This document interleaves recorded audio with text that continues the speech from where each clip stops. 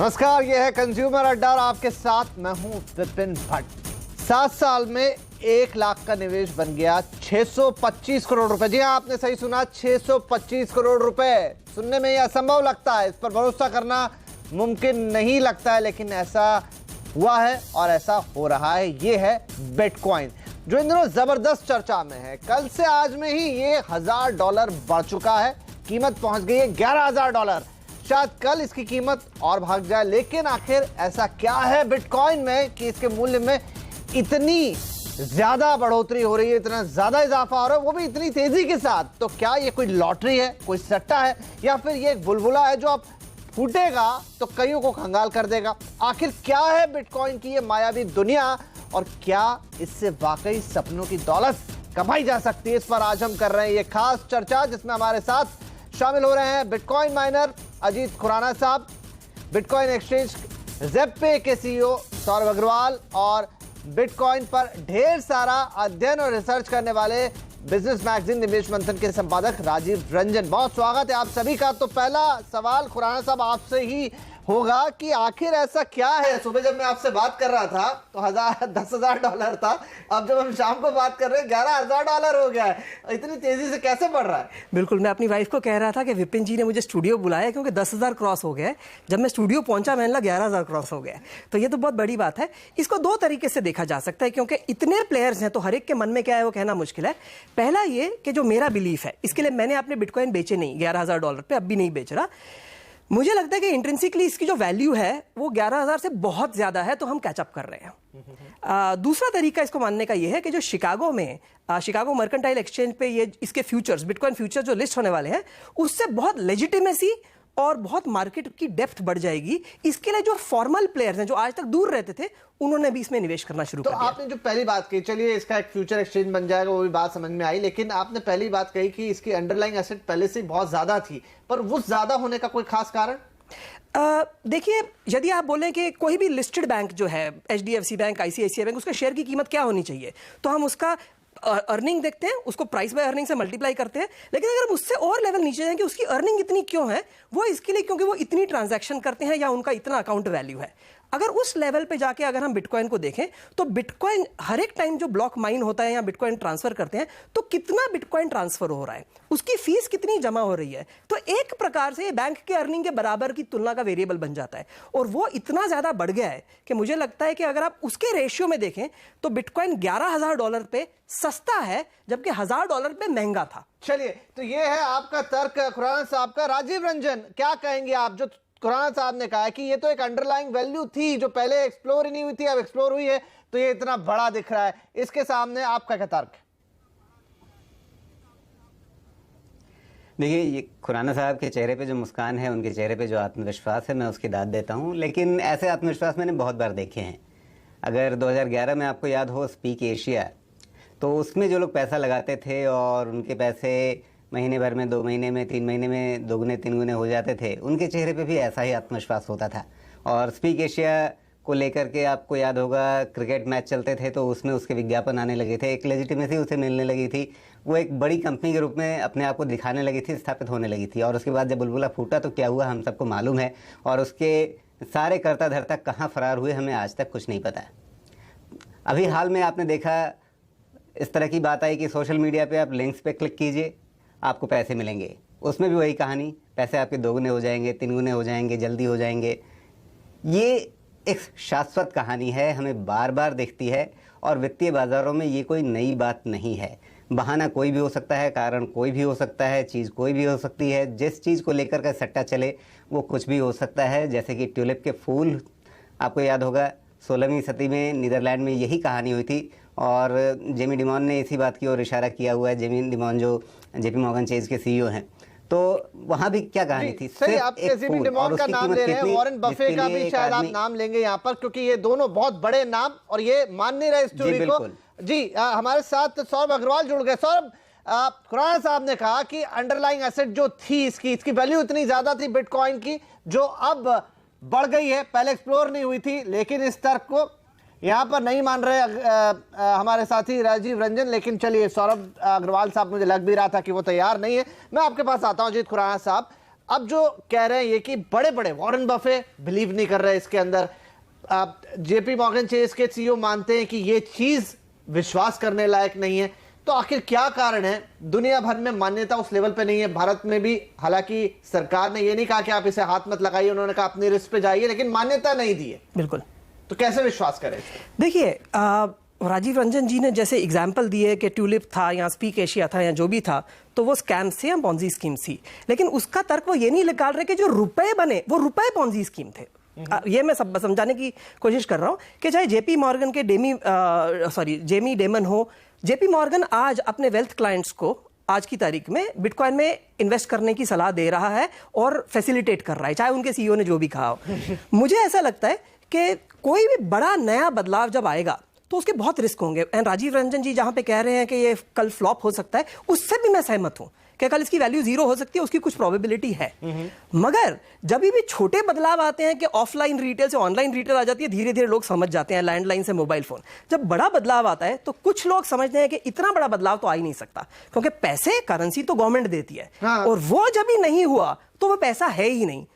ये बात मैं समझ सकता हूं, लेकिन मुझे ऐसा लगता है कि हालांकि दोनों आउटकम्स निकल सकते हैं, बट मैं अपने पैसे जहां पे सच में लगा रहा हूं, मैं एक्सपर्ट नहीं हूं, मैं निवेशक हूं, मैंने अपने पैसे सच में लगाए हैं, मैंने बिटकॉइन के फेवर में लगाए हैं। राइट। सौरभ अग्रवाल, तो यही बात कि जब ये करेंसी नहीं है, जब इसको कोई लेजिटिमेसी नहीं है, कोई बैकअप नहीं है किसी सरकार का, इसके पीछे कोई ऐसी बात ही नहीं है जो इसे इतना वैल्यूएबल बनाती है, जस्ट एक माइनिंग हो रही है कॉइन्स की, ऐसा क्या है कि बिटकॉइन में कोई पैसे लगाए? क्या वो अपने आप को खतरे में नहीं डाल देगा?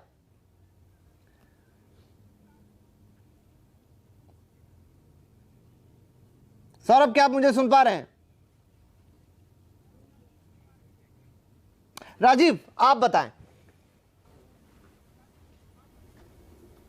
देखिए, अभी कुछ देर पहले खुराना साहब इसके अंडरलाइंग एसेट्स की बात कर रहे थे, अंडरलाइंग वैल्यू की बात कर रहे थे। और बिटकॉइन जैसी क्रिप्टो करेंसी, बिटकॉइन अकेली नहीं है, क्रिप्टो करेंसीज के नाम पे बहुत सारी हैं, उसमें बिटकॉइन सबसे ऊपर है, बाकी भी हैं, ईथर वगैरह, डैश है। लेकिन इन सब के पीछे एक ही कहानी है। अगर कोई इसके अंडरलाइंग वैल्यू की बात करता है तो उस पर सिर्फ और सिर्फ हंसी आ सकती है, इसके अलावा कुछ नहीं, क्योंकि इसके पीछे अंडरलाइंग कुछ है ही नहीं। शून्य, नील बटा सन्नाटा, इसके पीछे जो अंडरलाइंग है वो सिर्फ और सिर्फ यही है। और अगर शायद आपने मुझे लगता है फार्मविले नाम का एक कंप्यूटर गेम होता था, वो खेला होगा। उसमें भी क्या होता था, खेती करते थे लोग कंप्यूटर पे। इसमें क्या करते हैं, कंप्यूटर पे माइन करते हैं, सिक्के माइन करते हैं, गोल्ड माइन के। तो मुझे लगता है फार्मविले जैसा ही एक कंप्यूटर गेम है जिसको कुछ लोगों ने बहुत ज़्यादा सीरियसली ले लिया है। राइट। तो चलिए, खुराना साहब यहाँ पर हंस रहे हैं, लेकिन खुराना साहब मैं समझना चाहूँगा, देखिए आप कह रहे हैं कि माइनिंग में जब एक फीस लगती है उसके बैकअप में जाती है, इतनी देर में इतना ही एक सिक्का माइन होता है और ज़्यादा लोग इस समय खरीदने को आ गए। शायद दुनिया भर में लोगों को लग रहा है जिस तरीके से इसकी कीमत बढ़ रही है उस तरीके से कि हम इसको आज खरीद लेते तो वैल्यू बढ़ेगी। एक फैक्ट ये भी है कि इसका जो साइज है वो तय है कि 2 करोड़ या 2 करोड़ से कुछ ज्यादा जो भी है उससे ज्यादा बिटकॉइंस नहीं बन सकते हैं। लेकिन इसमें ये वैल्यू कहां से आएगी? क्या ये चेन है जो कभी टूट जाएगी और जिस दिन टूटी उस दिन नुकसान होगा? चलिए, जो चेन में ऊपर गया उससे फायदा हो गया, लेकिन जो चेन के निचले हिस्से पे आया वो तो नुकसान में जाएगा। देखिए, आप पॉन्जी स्कीम डिस्क्राइब कर रहे हैं और मैं आपको एक चीज बताता हूं। मैं कहता हूं कि ये जो कागज है ना, ये अब करेंसी है, तो इसकी कीमत है 100 रुपए। मैं चाहे अपनी बैठ के कोई भी करेंसी बनाऊं, लेकिन उसका कोई मान्यता नहीं है। जी जी। लेकिन यदि करोड़ों लोग मानने लग गए कि इसकी वो वैल्यू है और इसके एक्सचेंज में आपको 100 रुपए की चीज देने लग गए, तो इसकी वैल्यू बन गई। अभी सरकार लेकिन मान लीजिए क्या इस करेंसी से मैं फ्लिपकार्ट पर या अमेजॉन पे कोई चीज खरीद सकता हूं? ये सेलफोन है मेरा, ये मैंने amazon.in से खरीदा है, बिटकॉइन से। चलिए, ये आपने बिटकॉइन से खरीदा, लेकिन जिस दिन बिटकॉइन को मान्यता दे दी अमेजॉन ने या फ्लिपकार्ट ने और वो दाम बिटकॉइन में लिखने लग गया, उस दिन तो मेरे लिए जैसे $1000 आज बढ़ा तो फोन तो कई गुना महंगा हो जाएगा। आज जो फोन 100 रुपए का था, अगले दिन उसमें 100 गुने की वृद्धि हो जाएगी। देखिए, ये मैं मानता हूं कि बिटकॉइन की जो इतनी ज्यादा फ्लक्चुएशन है और उसीलिए हम ये टीवी प्रोग्राम कर रहे हैं, ये रोज की बात नहीं है। जैसे कल 9,500 था, आज 11,000 है। इतना फ्लक्चुएशन रोज नहीं होती है, आज जरूर हुई है। अगर आप पूरे ग्राफ देखें तो जो सडन मूवमेंट्स हैं वो टोटली अराउंड पिछले 10 साल में या 9 साल में लगभग 30 से 50 दिन ही हुए हैं। पिछले 9 साल में। तो उन 30 से 50 दिन को अहमियत दे तो स्टॉक मार्केट में भी ऐसे 30 से 50 दिन आए होंगे पिछले 9 साल में जहां के कोई शेयर बहुत बढ़ गया या घट गया, तो इससे उसकी अहमियत कम हो मैं नहीं समझता। अगर ये कह रहे हैं कि 0% है, हालांकि जो बिटकॉइन के आलोचक हैं उनकी जो क्रिटिसिज्म है वो मैं मानता हूं कि सही है, लेकिन इंटरेस्टिंग चीज है कि वही पैरामीटर्स पे अगर हम फिएट करेंसी को जैसे रुपये या डॉलर को भी अगर नापें तो वो रुपये और डॉलर तो और कमजोर पड़ते हैं। फॉर एग्जाम्पल इस समय मैं आपको एक 500 रुपए का नोट दिखा सकता हूं जिसपे कि गवर्नर सुब्बाराव ने लिख के साइन करके मुझे दिया है कि मैं वादा करता हूं इसके 500 रुपए लेकिन बिटकॉइन में कोई वादा नहीं है, कोई वादा नहीं है, लेकिन उस 500 की भी कोई कीमत नहीं बची। उस 500 का भी नोट मैं आपको पुराना वाला दिखा सकता हूं, उसकी भी कोई कीमत नहीं बची। नोटबंदी पे भी नहीं जाते। आज सौरभ अग्रवाल जुड़ गए हमारे साथ। सौरभ सॉरी आपको पहले आवाज नहीं गई हमारी। हम यही समझना चाह रहे कि ये जो बिटकॉइन का तहलका सा मच गया पिछले 2-3 दिन में, वैसे चर्चा बहुत होती थी, खुराना साहब के साथ पहले भी बातचीत हुई, लेकिन अभी जिस तरीके से बढ़ा है बहुत सारे लोग आकर्षित होंगे, लेकिन डर यही है कि ये अगर नीचे आ गया, क्योंकि इसकी कोई कानूनी मान्यता नहीं है, भारत सरकार इसके लिए अभी कोई स्पष्ट नियम लेकर आई नहीं है, ना उसे नकार रही है, ना वो ये आपको एक कॉशियस कर रही है कि ध्यान रखिए और अपनी जोखिम पर इसमें काम डालिए, आरबीआई इस पर चुप है। और दुनिया भर में भी थोड़ी बहुत मान्यता है लेकिन कोई करेंसी के तौर पर इसकी मान्यता नहीं है। तो आज अगर आप इसमें अपने हाथ डालेंगे तो हाथ जलाने जैसा काम है।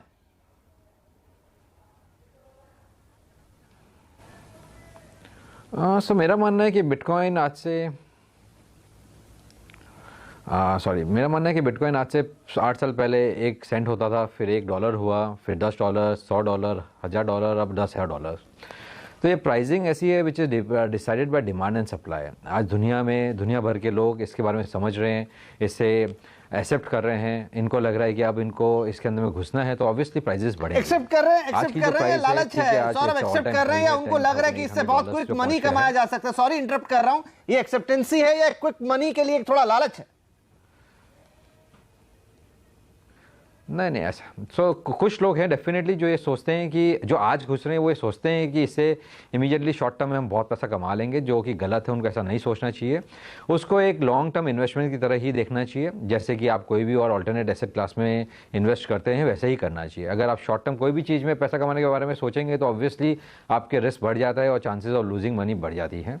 और बिटकॉइन और अल्टरनेट क्रिप्टो करेंसी जितनी भी हैं उसके अंदर में आपको उतना ही पैसा डालना चाहिए जितना कि आप मतलब आपकी पूरी वेल्थ तो डालेंगे नहीं, 1 से 5% जितना आपका रिटेल इन्वेस्टमेंट जो अलाउ करता है उतना आपको इसमें डालना चाहिए। That is my suggestions and my request to all the users. लेकिन आप कह रहे हैं कि इसमें एक अपना एक हिस्सा डालना चाहिए, लेकिन देखिए जहां आप करते हैं, चाहे आप शेयर बाजार में करें, कमोडिटी में करें, गोल्ड में करें, कोई रेगुलेट कर रहा होता है, कोई इस चीज के लिए आगे पीछे जिम्मेदार होता है, लेकिन यहां तो कोई ऐसी चीज है नहीं।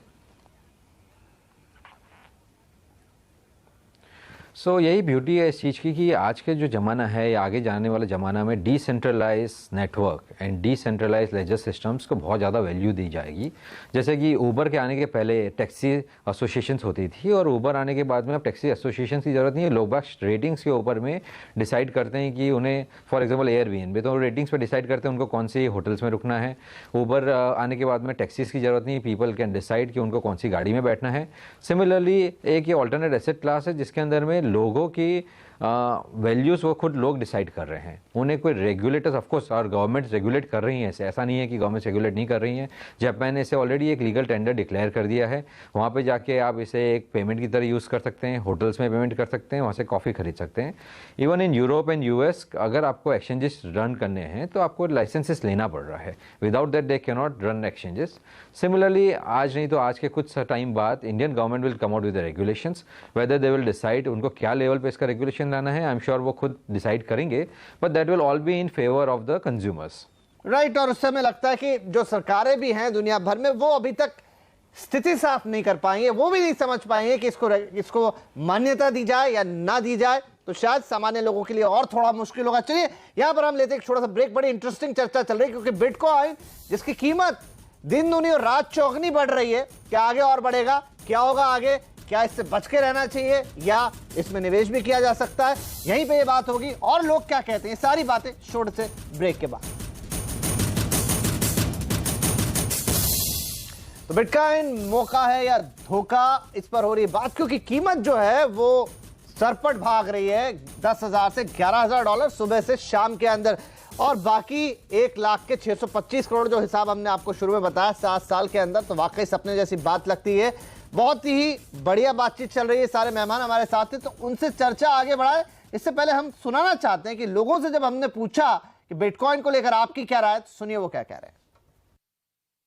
जब से बिटकॉइन बहुत फेमस हुआ था तब से मैं इसके बारे में पढ़ रहा हूँ, और पिछले 1 साल में जो ग्रोथ हुआ है इसकी वैल्यू में, तो बाकी बहुत सारे लोगों की तरह मैं भी खरीदना चाहता था, बट थोड़ा सा डाउट रहता है कि मतलब इसका वैल्यू हमेशा रहेगा कि नहीं, क्योंकि at the end of the day मतलब ये एक कोई फिजिकल नहीं है, ये सब इंटरनेट पे है। कुछ मेरे फ्रेंड्स ने इन्वेस्ट करा है इसमें भी, and they have been doing this for past I think 4 months. थोड़ा रेगुलेट हुआ तो of course it's like so expensive, अभी मैं नहीं इसमें पैसा डाल सकती। मैंने सुना है बिटकॉइन के बारे में, पढ़ा भी है, बट आज तक कभी इन्वेस्ट नहीं किया है। मेनली रीज़न ये है कि नया नया अभी आया है, रिस्की लगता है थोड़ा, पता नहीं पैसा जाएगा, डूब जाएगा या क्या होगा, सो इसलिए कभी इन्वेस्ट नहीं किया है। बट सिंस क्योंकि अभी अच्छा चल रहा है तो मैं भी इन्वेस्ट करना चाहूँगा, बट मुझे पता नहीं इन्वेस्ट करते कैसे हैं, तो अगर कहीं से ये पता चलता है कि कैसे इन्वेस्ट किया जाता है तो मैं इन्वेस्ट करना चाहूँगा। करना सब चाहते हैं, इन्वेस्ट क्यों ना को, जिस तरह से बढ़ रहा है हर कोई करना चाहेगा, लेकिन रिस्क, सबने बोला रिस्क जो है उससे डर लगता है।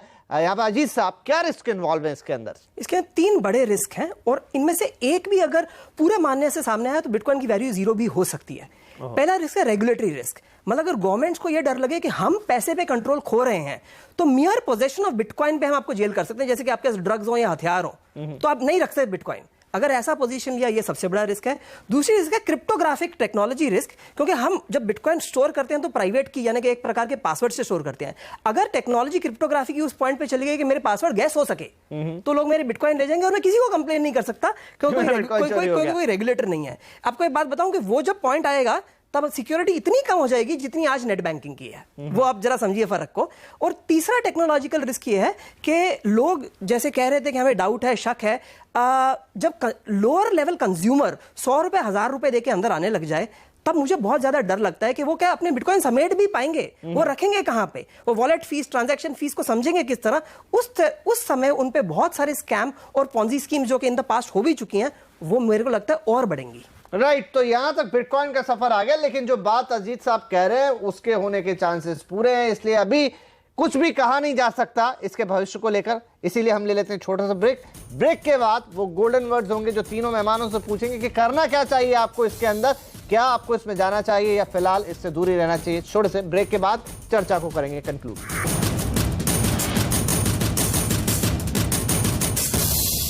तो बिटकॉइन मौका है या फिर धोखा, इस पर हो रही है खास चर्चा, क्योंकि इस वक्त बिटकॉइन ने मचा रखा है काफी हल्ला हंगामा, कीमत बढ़े जा रही है इसकी बेतहाशा। तो हमारे सभी मेहमान, अब सबसे संक्षिप्त में छोटी छोटी टिप्पणी लेना चाहूंगा कि फाइनली करना क्या चाहिए और क्या इसमें आप निवेश कर सकते हैं या इससे दूर ही रहें, क्योंकि अभी इसको लेकर कोई एश्योरेंस ना सरकार की तरफ से है ना आरबीआई की तरफ से, जहां तक भारत की बात है। तो यहां पर सौरभ अग्रवाल साहब, शॉर्ट में बिल्कुल संक्षिप्त 30 सेकंड्स बताइए, क्या इसमें हाथ लगाना अच्छा है या फिर अभी जिनके पास बहुत पैसा है वही इसमें आए, कम से कम रिटेल वाले लोग तो हाथ ना लगाएं?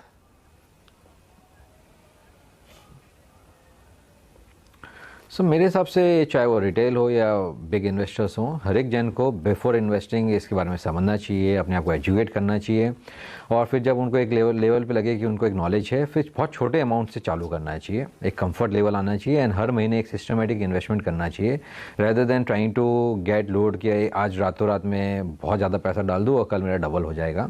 सेकेंड चीज़, जो लोग इनको प्रॉमिस कर रहे हैं fix returns, high returns on the investment, ऐसी कोई भी स्कीम के अंदर में प्लीज़ उनको इन्वेस्ट नहीं करना चाहिए, क्योंकि बिटकॉइन खुद तो कुछ प्रॉमिस करता नहीं है। बिटकॉइन ने आज तक किसी को कोई भी रिटर्न प्रॉमिस नहीं किया, वो लोग कर रहे हैं।